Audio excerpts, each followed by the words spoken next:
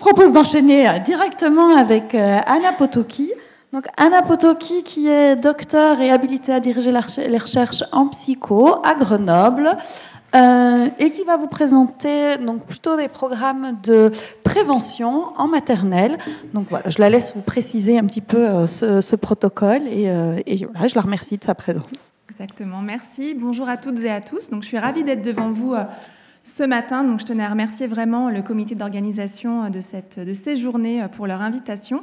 Alors, moi, je ne vais pas vous parler spécifiquement d'enfants avec TDL, puisque je vais plutôt prendre l'angle de la question de la prévention des difficultés langagières, mais sans aller nécessairement du côté du trouble, donc chez les enfants tout venant à l'école maternelle. Mais parmi ces enfants, bien sûr, il y a aussi des enfants avec TDL. Et je vais plutôt prendre l'angle des interventions pédagogiques, donc menées par les enseignants, qui peuvent être mises en place dans la classe pour l'ensemble des élèves et qui peuvent permettre de prévenir les difficultés, réduire les inégalités langagières entre élèves.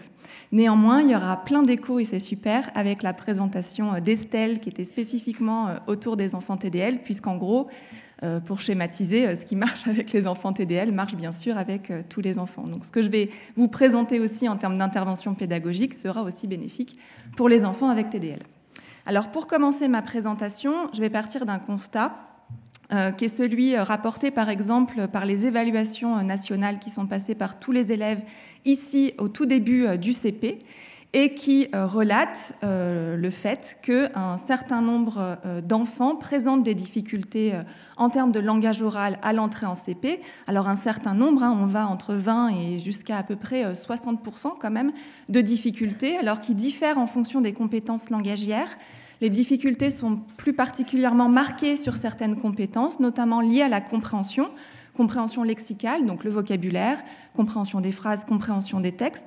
Et ce qu'on observe aussi sur ce graphique, c'est qu'il y a de fortes disparités de performances langagières en fonction de l'origine sociale des élèves, ici en lien avec l'endroit où ils sont scolarisés, donc en zone d'éducation prioritaire ou non. Alors, ces difficultés que l'on constate à l'entrée en CP, bien sûr, elles préexistent à l'entrée en CP. Alors, on a moins de données sur la maternelle, puisqu'il n'y a pas d'évaluation nationale encore, en tout cas en maternelle, mais on sait même que ces difficultés, elles préexistent à l'entrée à l'école. Les travaux qui sont menés sur les très jeunes enfants montrent effectivement, donc ici dans cette étude menée aux États-Unis, chez des enfants et leurs parents, enfants de 13 à 36 mois, montre que déjà dès tout petit, il existe des différences en termes de maîtrise du langage en fonction de l'origine sociale de ces enfants. Donc vous avez par exemple ici sur ce graphique la présentation des scores en vocabulaire, plutôt vocabulaire réceptif, chez les enfants et les parents de familles favorisées en bleu et de familles défavorisées en rouge. Les barres pleines sont les parents, les barres hachurées sont les enfants. Donc, ce qu'on observe globalement, et c'est bien normal que les parents connaissent 2 fois plus de mots que leurs enfants, mais ce qui est un peu plus intéressant et alarmant, c'est que les enfants de familles favorisées connaissent autant de mots, voire même un petit peu plus, que les parents des familles défavorisées. Alors, ce constat sur les performances est à mettre en lien avec les pratiques et les interactions langagières au sein des familles. Ce qui est intéressant dans cette étude, c'est qu'ils ont pu enregistrer les interactions parents-enfants à la maison. Ils ont pu montrer des différences de quantité et de qualité de ces interactions, par exemple en nombre d'énoncés prononcés par heure ou en nombre de mots différents dans ces énoncés par heure, en fonction du milieu social des familles, avec à nouveau ici des enfants de familles favorisées, donc qui ont entre 13 et 36 mois, qui prononcent plus d'énoncés par heure que les parents de familles défavorisées et des énoncés plus riches avec plus de mots différents à l'intérieur. Alors, ce type d'études menées aux États-Unis, on a peu d'équivalents en France, vraiment sur l'observation et l'enregistrement des interactions langagières à la maison. Néanmoins, on peut se baser sur, par exemple, les données de la cohorte ELF, qui suit un grand nombre, un échantillon quand même important d'enfants, donc un peu plus de 18 000 enfants, de manière longitudinale. Et chez les tout jeunes enfants, donc ici entre 1 et 2 ans, on observe donc sur la gauche à chaque fois effectivement une corrélation entre les compétences langagières et le niveau de revenu des parents et ou le diplôme le dernier diplôme obtenu par la mère. De manière intéressante, et c'est pour ça que j'ai aussi mis les graphiques de droite à chaque fois, on n'observe pas de lien, par exemple, entre les compétences motrices des enfants et le niveau de revenu ou le diplôme de la mère. Alors bien sûr, ce n'est pas qu'une question de revenus et de diplôme.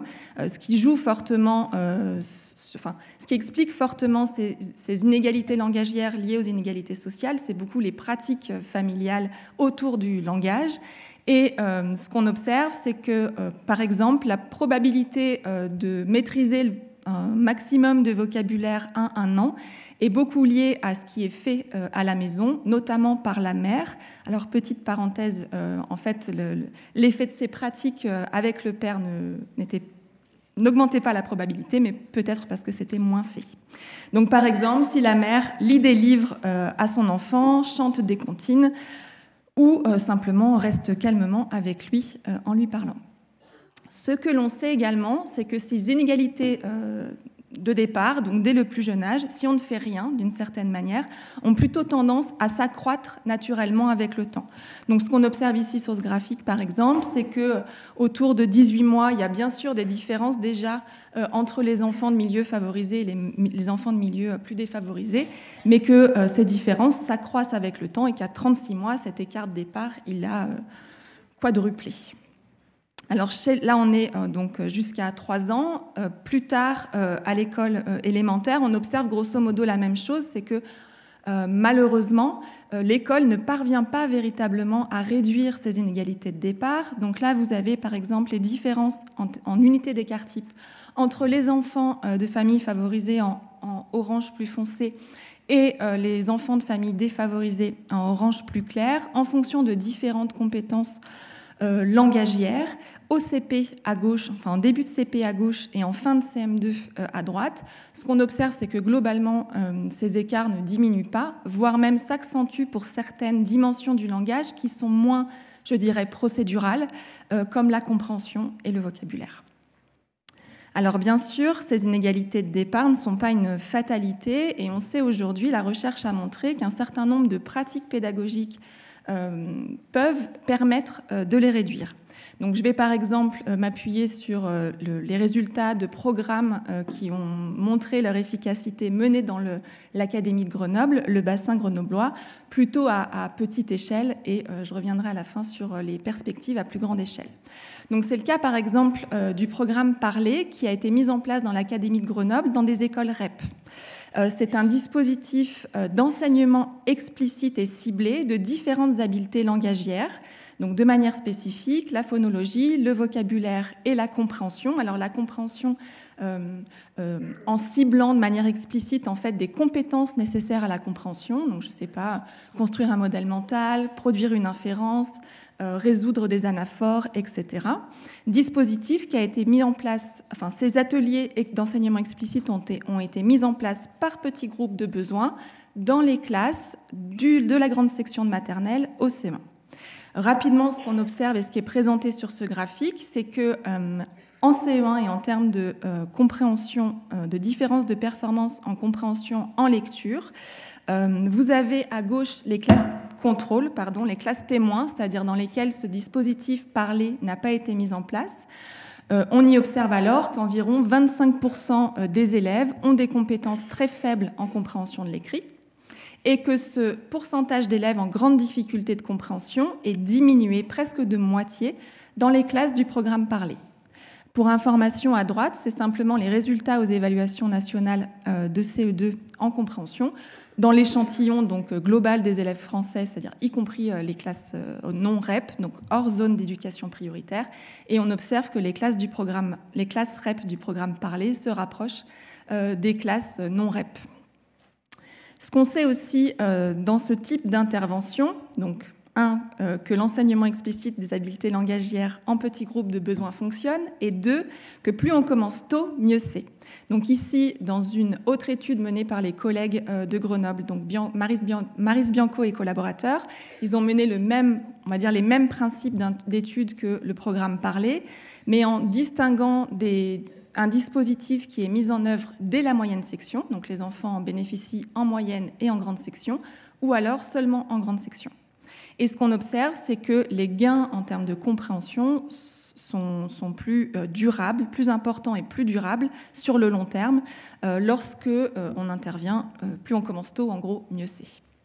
Alors, je ne vais pas avoir le temps de détailler, mais vous voyez, les droites bleues et jaunes correspondent au groupe contrôle qui comprenait notamment simplement des activités de lecture d'albums, et une lecture d'albums pourtant dialogique. Et ce qu'on observe, c'est que cette simple lecture d'albums, alors je pourrais y revenir s'il y a besoin, c'est bénéfique, mais pour les élèves qui en ont le plus besoin, ce n'est pas suffisant, et que sur le long terme, mais je crois que ça a été dit par Estelle, hein, sur le long terme, les effets sont moins observés, et c'est ce qu'on retrouve ici. Alors, aujourd'hui, on sait effectivement que certaines pratiques pédagogiques améliorent les compétences langagières des enfants et permettent de réduire les inégalités entre eux. Donc, pour les passer rapidement en revue, puis j'en ai déjà évoqué certaines, donc on sait que les pratiques pédagogiques les plus efficaces combinent les expositions opportunes au langage, donc toutes les interactions, la lecture d'albums, etc., avec un enseignement explicite sur des compétences ciblées. On sait aussi que ce qui marche, c'est quand les enseignants encouragent les enfants à communiquer et interagissent fréquemment avec eux. Alors ça peut paraître trivial de dire ça, mais en fait, il y a quand même des travaux qui montrent qu'en classe et par exemple dans les temps de regroupement en maternelle, eh bien c'est souvent les mêmes enfants qui parlent et c'est souvent ceux qui prennent le plus la parole, ce sont les enfants issus de milieux sociaux favorisés et que bien sûr de manière totalement involontaire et inconsciente, les enseignants ont tendance à aussi plus interroger ces enfants-là comparativement à ceux issus de milieux sociaux défavorisés. Et puis, il y a aussi toute la question, et déjà évoquée par Estelle de manière plus précise, des rétroactions, donc des feedbacks, et puis surtout ce rôle de la modélisation ou de la reformulation. Idem, à l'école, l'enseignant qui modélise le langage, donc qui reformule les productions langagières des enfants, eh bien, améliore leurs compétences. Je l'ai dit aussi, on sait que plus on détecte précocement et plus on intervient tôt, meilleurs sont les progrès et le plus durables ils sont. Et à ce niveau-là, une manière d'organiser cette détection précoce et ces interventions, c'est la mise en œuvre dans les classes d'un dispositif, on pourrait dire, de différenciation pour organiser la différenciation qui s'appelle le modèle de réponse à l'intervention. Donc c'est un dispositif pédagogique qui a montré son efficacité dans la recherche et notamment sa capacité à réduire les inégalités entre élèves et les inégalités liées à leur milieu socio-économique d'appartenance. Alors rapidement, puisque le temps file à toute allure, ce dispositif consiste d'abord à mettre en place pour tous les élèves des pratiques efficaces, des pratiques pédagogiques efficaces comme celles que j'ai évoquées précédemment, ce qu'on appelle le niveau 1 d'intervention. On sait que ces pratiques efficaces pour toute la classe sont bénéfiques à peu près à 80% des élèves. Pour le savoir, on fait un dépistage, c'est-à-dire l'enseignant peut faire une évaluation de ce qu'il a mis en place au niveau 1 pour voir si les élèves en ont effectivement bénéficié. Et ce qu'on sait, c'est que grosso modo, pour 20% des élèves, ça ne sera pas suffisant, cet enseignement de base, bien que basé sur les pratiques efficaces. Pour eux, il va alors falloir mettre en place ce qu'on appelle un niveau 2, c'est-à-dire ces fameux ateliers en petits groupes, dans l'idéal, petits groupes de besoins ciblés sur différentes compétences nécessaires, par exemple, à la compréhension ou ciblés sur le vocabulaire. Donc là, c'est des interventions fréquentes sur une période dédiée. On sait que parmi ces élèves-là, il y aura à nouveau 5% d'entre eux qui n'en bénéficieront pas, pour lesquels cette prise en charge pédagogique ne sera pas suffisante. Donc on le sait puisque l'enseignant doit suivre les progrès de ses élèves au sein de ses ateliers. Et ces 5% d'élèves, alors probablement parmi eux, il y a les enfants avec troubles du neurodéveloppement. Pour eux, il faut mettre en place un niveau 3, c'est-à-dire une prise en charge soit individuelle, soit encore en plus petits groupes, et une prise en charge encore plus intensive. Alors à l'école, ça peut, quand c'est possible, mais c'est compliqué, être prise en charge par les professionnels des RASED, et où généralement ça se fait en dehors de l'école, par exemple avec l'orthophoniste. Alors simplement vous dire que tout ça, on a des données dans la recherche qui montrent que ça fonctionne effectivement, mais comme je l'ai dit, généralement ces études-là ont été menées entre guillemets à petite, on va dire plutôt à moyenne échelle, à l'échelle d'une circonscription ou de plusieurs circonscriptions.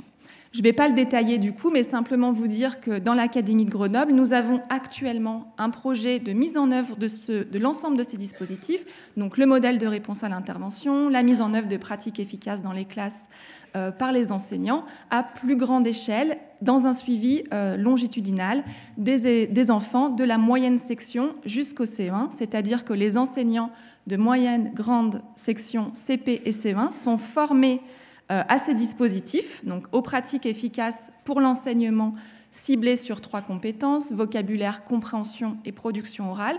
Je ne détaille pas, mais grosso modo, ça reprend les éléments que vous a présentés Estelle. Donc on les forme à cela, à la fois pour des pratiques efficaces pour tous les élèves, donc niveau 1 de modèle de réponse à l'intervention, des ateliers ciblés pour les élèves qui en auraient besoin en niveau 2, donc là, en utilisant des ateliers spécifiques sur le vocabulaire, en reprenant aussi des éléments présentés par Estelle, sur la compréhension et sur la production orale. Une organisation de tout ce dispositif sur l'année scolaire, puisque l'idée, c'est vraiment que ça soit mis en œuvre sur l'ensemble de l'année. Et donc, on fait ça pour les enseignants et leurs élèves de moyenne, grande section, CP et CE1. Et bien sûr, on va suivre l'impact de la mise en œuvre de ces dispositifs pédagogiques en termes de progrès chez les élèves et de réduction des inégalités entre eux.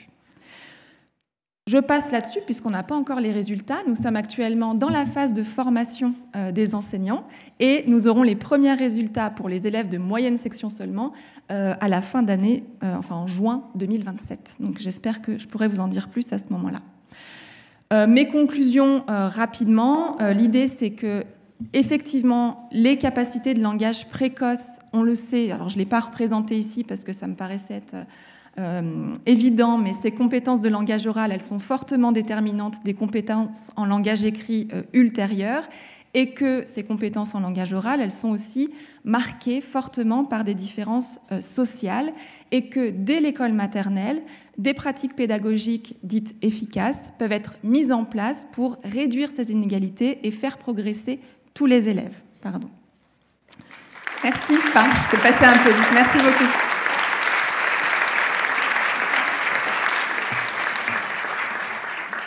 Merci Anna. Donc pareil, on garde toutes nos questions.